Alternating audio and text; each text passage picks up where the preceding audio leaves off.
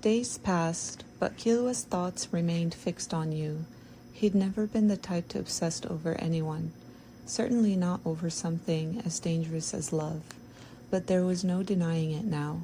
His mind was consumed by you, your voice, your laugh, the way you smelled, the way you touched him. Every interaction became a dance of longing and restraint. He tried to stay distant, tried to keep himself composed, but the more he fought it, the more you drew him in.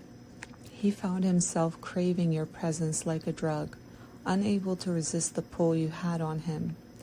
One evening, the two of you were alone again, the air thick with unspoken tension. He stood in front of you, his breath shallow, heart racing, as you leaned against the doorway. There was something in his eyes, something desperate, and that made you realize how far he had fallen. "I can't do this," he said, his voice hoarse with restraint. "I don't know how to stay away from you." You stepped forward, your hand brushing against his chest. "You don't have to." His eyes darkened, the battle inside him becoming more apparent with every passing second. He wanted you, needed you. And the idea of walking away, of leaving you behind, felt like torture.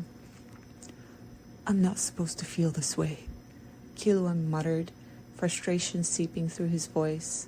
You reached up, cupping his face in your hands, guiding him down to kiss you. A soft, slow kiss at first, as if testing the waters, but then it deepened, his mouth pressing against yours with a fierce hunger. His hands found their way to your back, pulling you closer until you could feel his heart pounding against your chest. He broke the kiss, his breath coming in ragged bursts. "This is wrong," he breathed, trying to pull away, but you held him tight, refusing to let go. "What's wrong is how much you're pulling away from me," you whispered, your voice barely audible. "Killua, you don't have to fight it." The words seemed to echo in the quiet of the room, filling the space between you with an undeniable truth. His hand, trembling ever so slightly, traced the line of your jaw, and he couldn't stop himself from leaning in again, kissing you harder this time, his control slipping away.